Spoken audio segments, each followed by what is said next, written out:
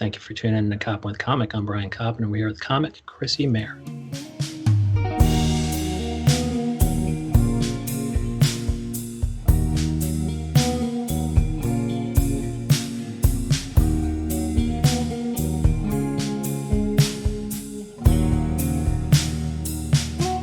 Chrissie Mayr, how the hell are you? Doing good. How are you? Oh, good. Well, thank you so much for coming on. I appreciate it. And let me know where they can see you do comedy. It sounds like you got the Wet Spot show, but also the Chrissie Mayr podcast. Yes. If you subscribe to Compound Media, you can see the Wet Spot, which is every Monday at 8 p.m. Eastern Standard Time. And if you haven't subscribed yet, you can use the code WetSpot20 for 20% off. And then there's my podcast, the Chrissie Mayr podcast, which is on YouTube, Spotify, SoundCloud, iTunes. And I put out new episodes every Tuesday, Wednesday, Thursday, and Saturday at noon. Wow, that's a pretty intense release schedule. Trying, yeah. And so the Compound Media one, is that that's a show, so that's video as well. But the Chrissie Mayr podcast, is that audio only? Yes, it sounds like you're well, no, it's video and audio. We've been doing them over Zoom since the last few months. But before that, like I would just, I would do them on camera too. Okay. And Compound Media is pretty huge. Yeah, I think so. Yeah, I think it's got like about 100,000 subscribers or so. Yeah, the show's doing pretty well. Yeah, your traction on Twitter is pretty insane. I loved your pinned tweet about the chokehold. Yes, people are loving that tweet. There's a lot of sick fucks out there. Yeah. So, I mean, were you just doing it to test who out there has a sick sense of humor, or did you really just kind of stand behind it as something, a little twist that was unexpected and funny? Yeah, I think it's just like the typical kind of tweet that I do, where it's like pushing people out of their comfort zone, I guess. Yeah, I mean, like for people who have no idea what the hell we're talking about, it was like a tweet like after I guess they made chokeholds illegal, obviously for police, I think it was in Minneapolis, a few weeks back, and then my tweet was just like, if they ban chokeholds in New York, how am I gonna come? So, yeah, I didn't want to burn your material, but I fucking love that. Oh yeah, I mean, tweets are not really material, but I mean, it's a different kind of material, I guess. You just like send them out, like sometimes I'll say a tweet on stage, but in like a kind of different way.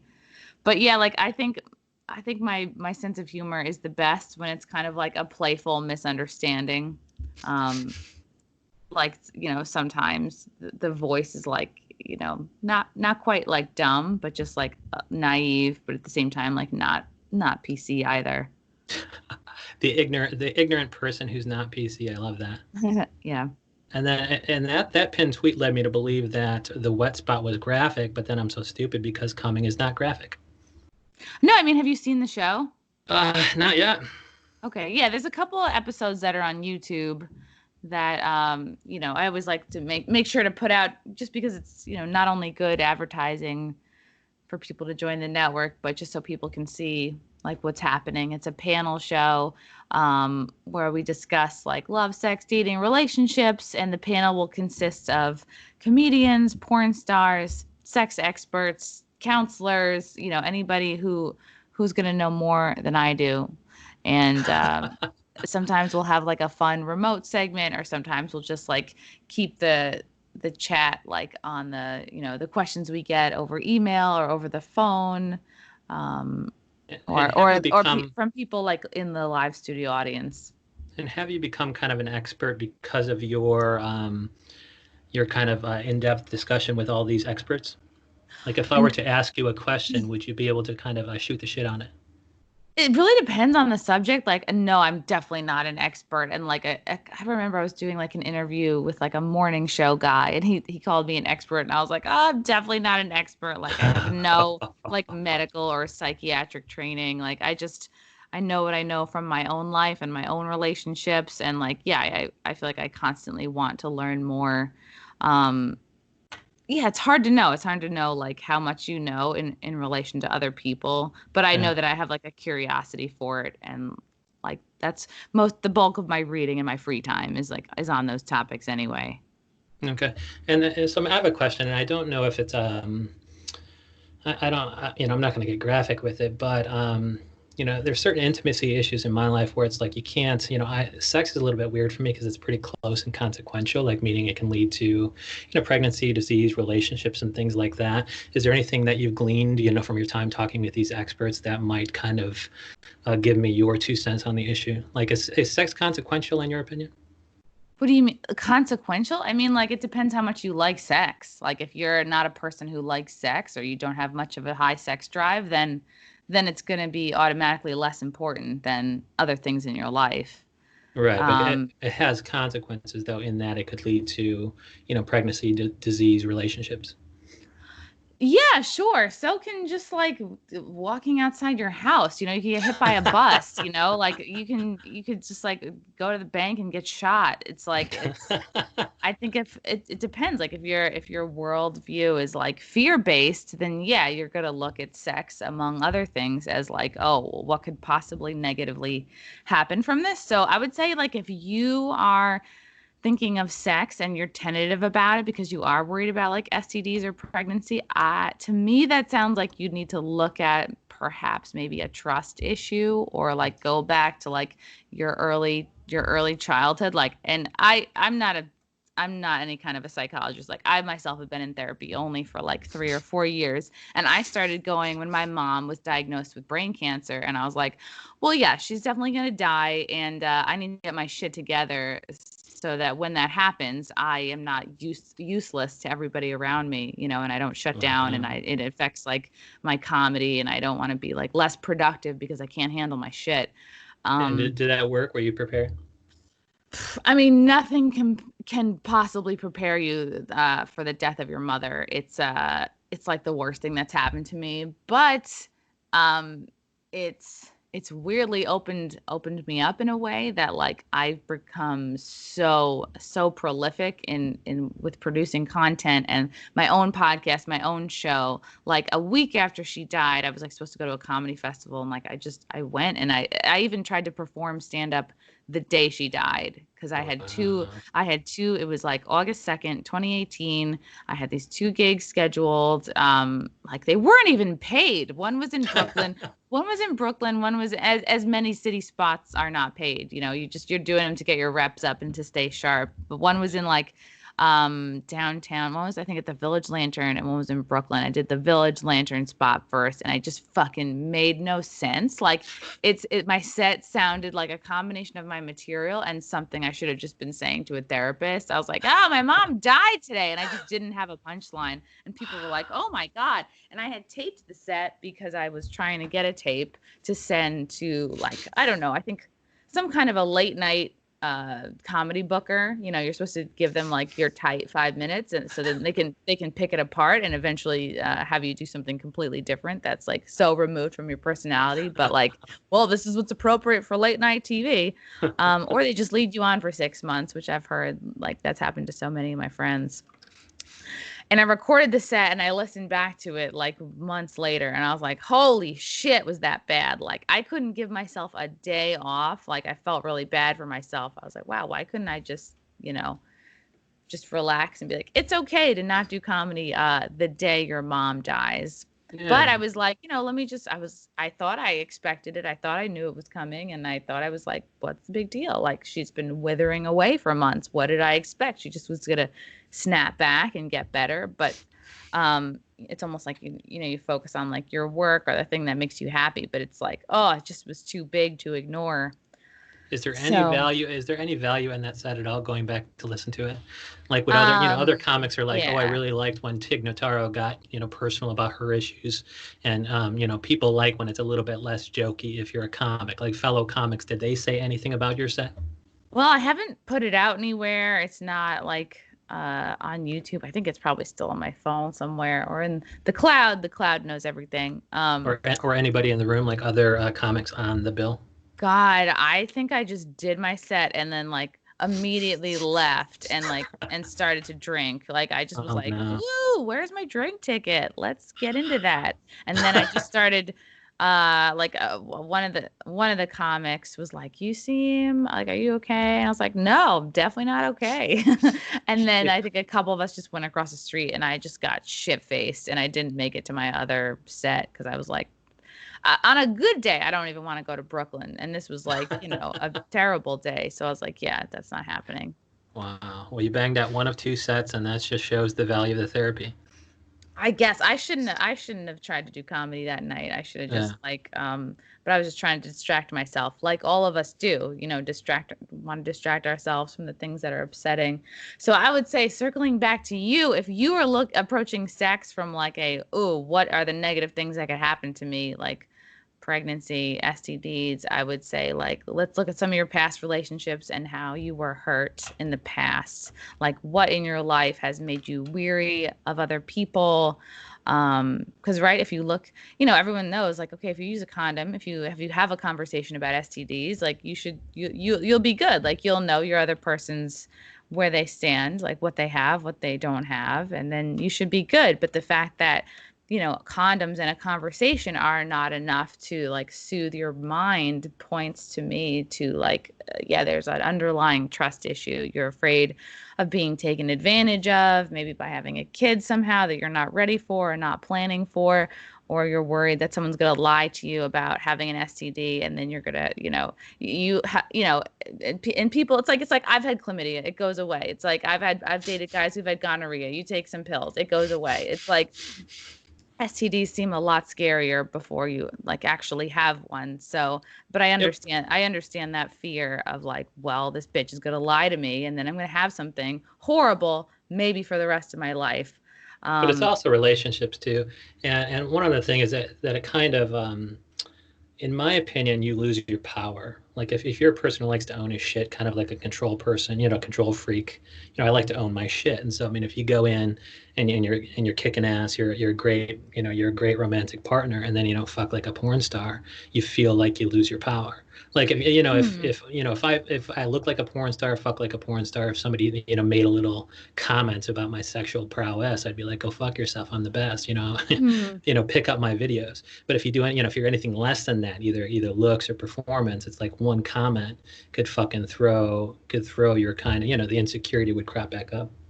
I would say the people that care the least about porn stars are women. Like, you're in luck there. Honestly, it's really more common that the reverse is true, that women feel like, wow, I don't measure up. There's so many hot women out in the world and on the internet, and for sure guys are always jerking off to a hot porn star. Like, I am just a regular chick. I would say the fear is more the reverse. Most women, like, I would say a lot of women are not even looking at porn to masturbate. It's like you're just sort of like thinking of shit, and the ones that do look at porn, like, I would say women have far less standards for looks than men do. Like, if you're a guy and you're even a little bit funny, you're fine. If you're a guy and you're like, you make a decent living, you're fine. If you're a guy and you're just good looking and you literally have nothing else going for you, you will be able to find women. I think the stakes are much lower for dudes. I feel like there's more pressure on women to like have it all together. Well, because women that's just will great. That's fuck you great to hear, right? if you are funny or rich or good looking. Like, women, I feel like over the years, like, our standards have just dropped so dramatically to just wanting to find a nice guy. Right. That I would say, like, there's no need to worry about any of that stuff. Well, it's so good to hear that we're both insecure. Men and women are both insecure.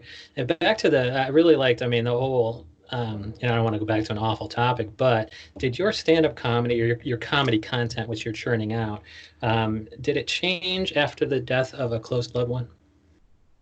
Well, my stand-up, no, my stand-up is the same because I haven't thought of a way to like write my mom's death into jokes that are fun to tell and that like work for me.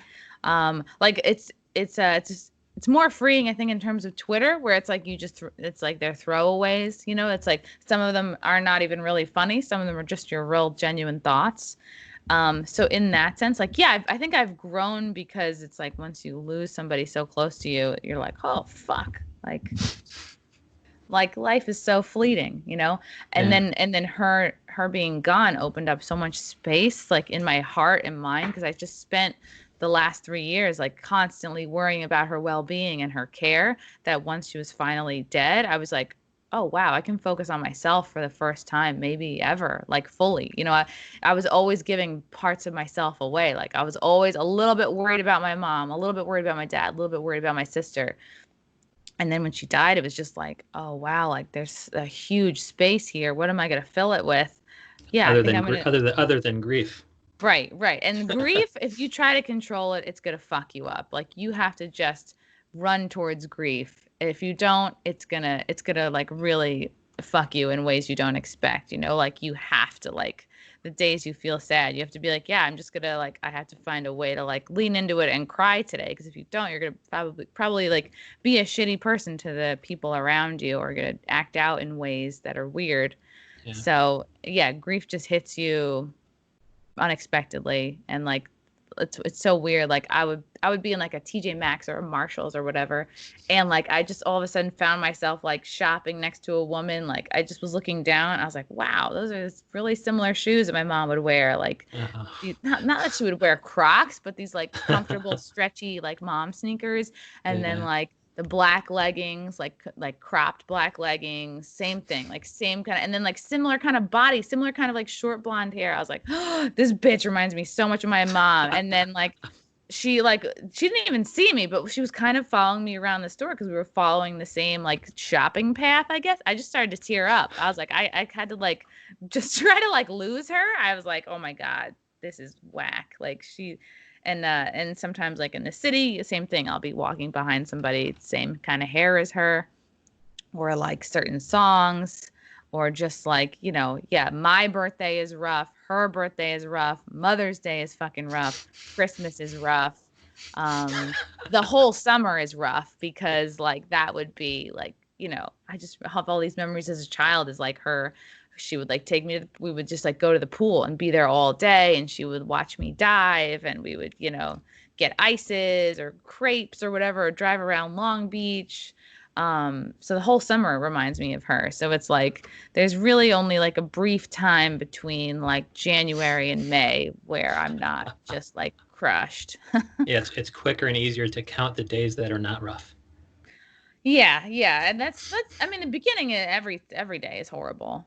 But you just have to like laugh. You really do have to laugh about it. Like the other day, I like said to my boyfriend, I was like, "Wow, I can't believe my mom's dead. Like she's just dead," And I laughed because I said it just like, "Wow, whoever thought it would be like this."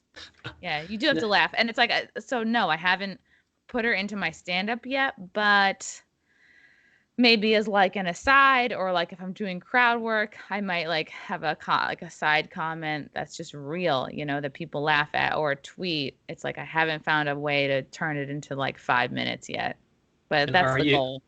Are you going to talk about it on the Chrissie Mayr podcast or have you done so already?